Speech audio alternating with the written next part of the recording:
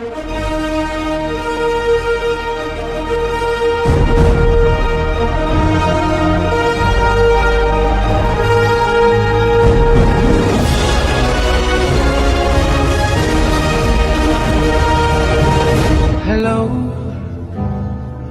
it's we.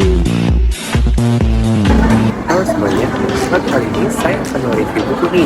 Nah, buku yang saya akan bahas itu Kuasa Kekuasaan karya Arthur Jefferson. Saya akan mendapatkan satu, yaitu subjek individu. Nah, bab satu ini membahas kekuasaan dan dominasi dalam sejarah. Sejarah kekuasaan sendiri merupakan cerita tentang dominasi. Dalam teks ini, kekuasaan tidak hanya dipandang sebagai dominasi saja, tapi juga sebagai tema sentral dalam diskursus yang terus bergulir. Filsafat sejarah seperti yang dipahami oleh Nietzsche, Hegel, Marx, Gramsci, dan Voltaire memberikan perspektif berbeda tentang bagaimana kekuasaan dan kuasa berperan dalam perjalanan sejarah. Yang pertama, ekspansi kekuasaan, yaitu bergerak bentuknya dominasi untuk menghindari diskontinuitas sejarah. Kedua, kuasa sebagai efek pengetahuan. Ini tuh berlawanan dengan kekuasaan yang mendominasi karena kuasa membuka peluang reproduksi diskursus yang baru. Selanjutnya, generasi kekuasaan, dominasi, dan peradaban. Sejarah adalah arena pertarungan untuk mendominasi. Ide bahwa negara bangsa selalu mendominasi, khususnya pasca Perang Dunia Kedua, menunjukkan bagaimana perebutan kekuasaan menjadi inti dari diskursus global. Yang pertama, pertarungan ideologi yang menjelaskan bahwa demokrasi liberalisme versus sosialis komunisme dalam Perang Dingin. Yang kedua, hegemoni budaya atau Gramsci menjelaskan bahwa penormalan nilai untuk memperluas ekspansi kapitalisme secara halus.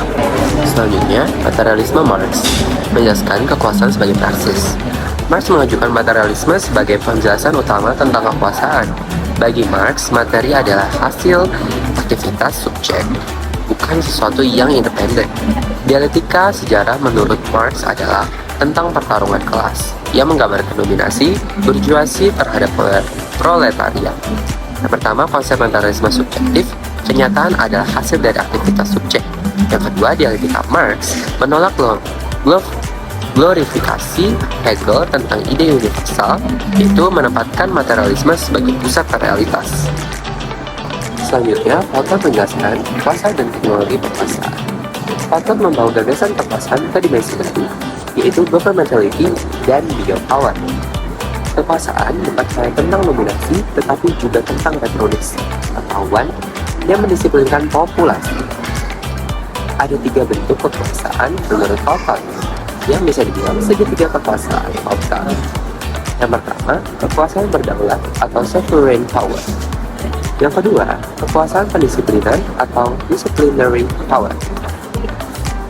Yaitu governmentality, panoptikon atau teknologi pendisiplinan yang mendisiplinkan individu dan populasi.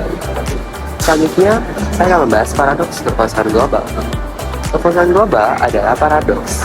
Ia menghasilkan perdamaian sekaligus kekacauan konstelasi politik internasional menjadi arena perebutan kekuasaan dengan aktor-aktor regional dan global yang saling berkompetisi.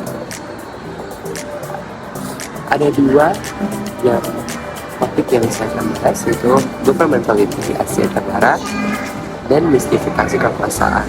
Jadi, governmentality di Asia Tenggara melibatkan rezim internasional, organisasi regional, dan sistem inklusif. Mistifikasi kekuasaan menjelaskan bahwa narasi dominasi menjadi fiksasi filosofis yang sulit ditembus. Selanjutnya, saya membahas kekuasaan sebagai diskursus dan dinamika inklusif. Kekuasaan dipahami bukan sekadar dominasi langsung melalui kekuatan militer ataupun ekonomi, melainkan efek dari keberadaan diskursus.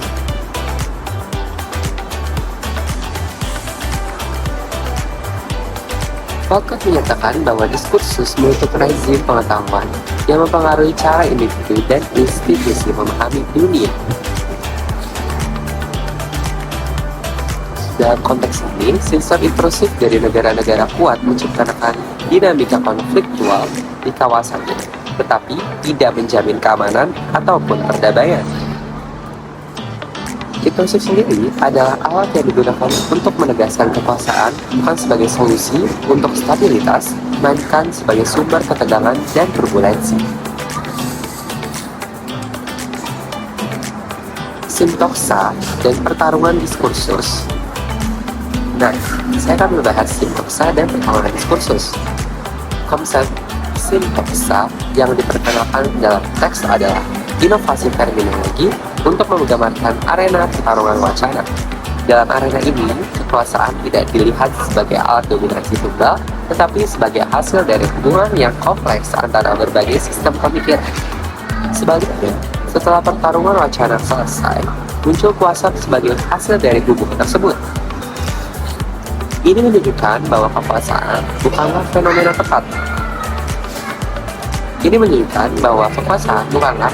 tetap.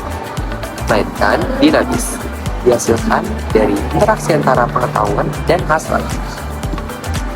Selanjutnya saya membahas peran pengetahuan dan fase pengetahuan.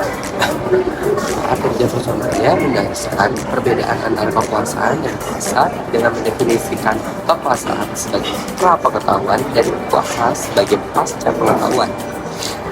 Kekuasaan beroperasi dalam ranah pengetahuan yang belum disadari sepenuhnya oleh subjek.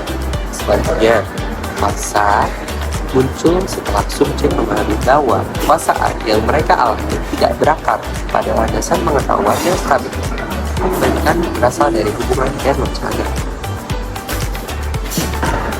Selanjutnya saya akan membahas Clausewinian Psychoanalysis atau ketidaksadaran dan fantasi fundamental. Pendekatan psikoanalisis akan digunakan untuk menggambarkan bagaimana kekuasaan bekerja pada tingkat ketidaksadaran. Dalam pandangan lain, kekuasaan adalah bagian dari libido individu yang diarahkan oleh fantasi fundamental.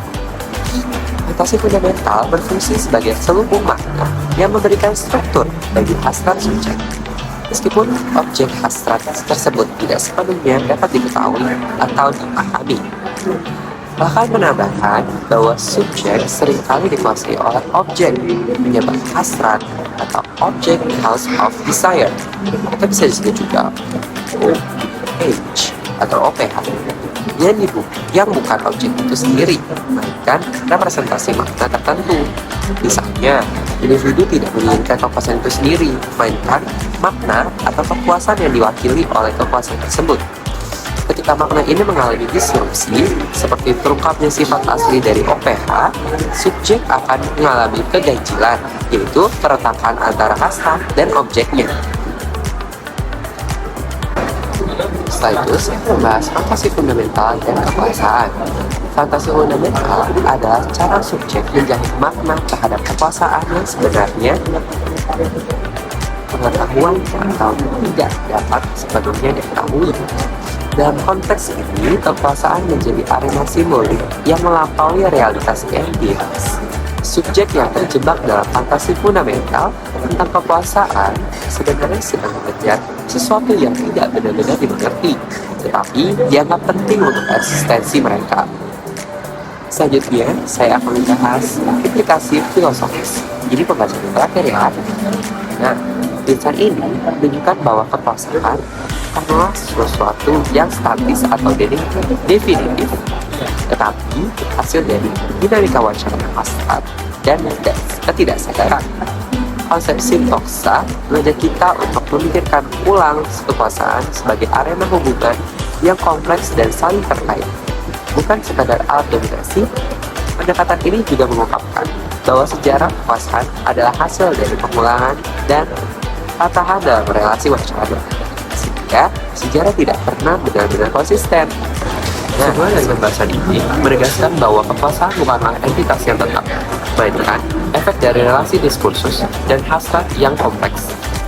Dengan memadukan teori relasi kuasa Foucault dan psikoanalisis Lacanian, teks ini mengajak pembaca untuk melihat kekuasaan sebagai fenomena yang terselubung dalam fantasi fundamental dan tidak pernah sepenuhnya dapat dijelaskan. Hal ini menciptakan ruang untuk kritik, konstruksi, dan kemungkinan alternatif terhadap sistem kekuasaan yang ada. Sepertinya itu saja pembahasan saya mengenai bab 1, subjek individual dan suatu kuasa kekuasaan karya Pak Purja Sesondaya. Terima kasih sudah menonton dan mendengarkan. Sampai jumpa.